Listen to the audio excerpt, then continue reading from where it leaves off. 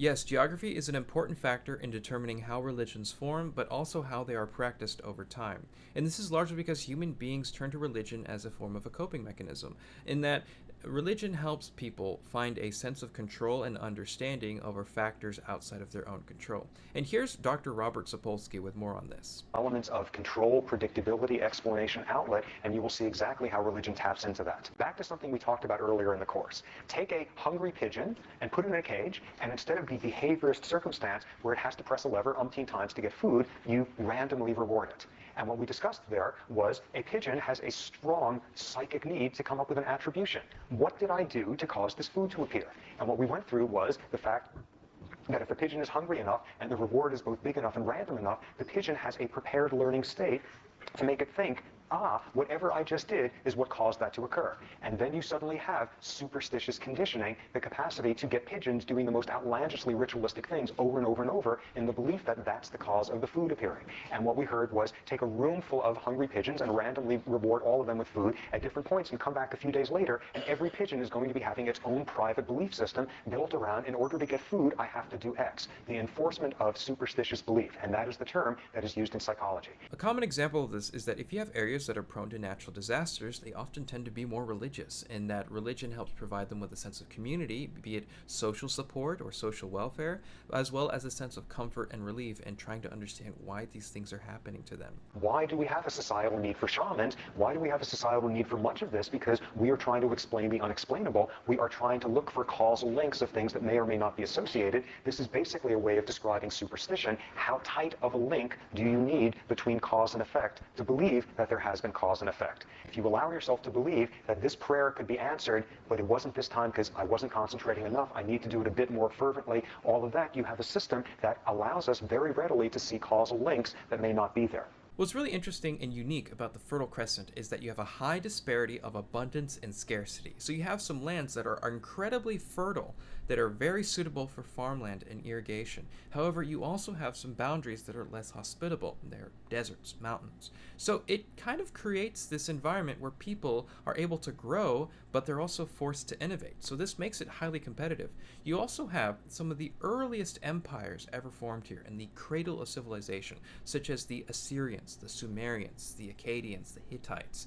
However, many of them grow to be unsustainable, so they have to search for more resources. Some of them are subject to famine, either because, they don't have the same rainfall the next year and they've grown too large, or any sort of thing that is outside of their control. Yet, when you study these empires, the Sumerians, the Babylonians, the Akkadians, they weren't monotheistic, they were largely polytheistic. So what exactly happened? Why do we have these monotheistic religions coming out of this area? Well, as these empires grow larger, they become more diverse, and they start to develop new systems to help assimilate people into their populations, because if they can't unify their population, they are less effective, they are more likely to be conquered.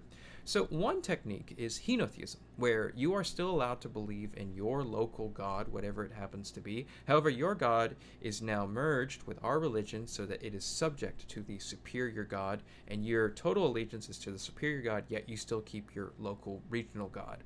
And that is henotheism, and it is practiced quite a lot throughout this area. In other places like Egypt, you have the God-King strategy, in that the pharaoh is God, God is the pharaoh. Whatever the pharaoh says is what God says. And this is good at unifying people. However, it does have some issues. For instance, if there's a famine or a plague, well, the pharaoh is now responsible because the pharaoh is God. The pharaoh allowed it to happen.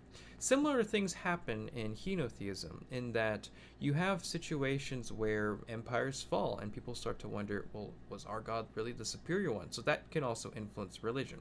When it came to the Egyptians, they did try this thing called Atenism, part of my pronunciation, where they did try an early form of monotheism in the 14th century BC, which would allow you to believe in one superior god to unify your population, but would also take blame away from the pharaoh and then place the blame towards the pharaoh's superior, being Aten.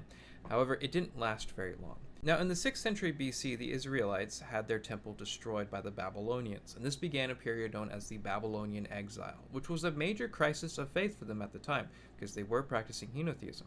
So they're wondering, well, we believed in Yahweh, so why is it that Yahweh allowed the temple to be destroyed? Was Yahweh weaker than what we believed?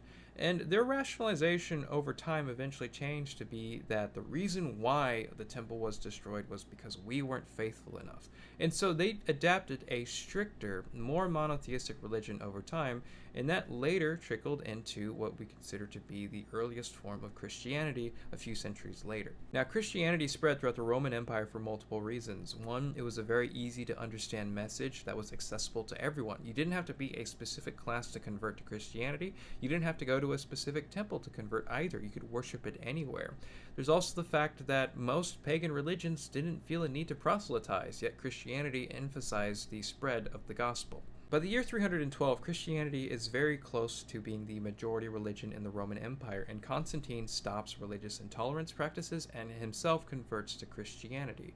And what's interesting is that he later sponsors the Council of Nicaea because he believes that having one God under one empire, they should also have one canon. So there is reason to believe that not only did he himself actually believe in Christianity, but he also tried to unify the population by using one religion, and that became Christianity. What's also really interesting, and this is just my opinion, is that Christianity is a very convenient religion if you're running an empire because it encourages forgiveness and it also preaches an eternal reward in heaven. So if you have a ruling class that wants to continue conquesting as well as subjugation of other people, then they can just keep doing that, and then they can just ask for forgiveness from God and repent their sins. If you have a working class that becomes disgruntled, you can teach them to wait for the eternal reward in heaven in the next life so that they can find relief and comfort and cope with the life that they're currently living. That's largely my opinion, in that Christianity is remarkably good at enabling a ruling class, be it with things like colonization, slavery, and that sort of thing.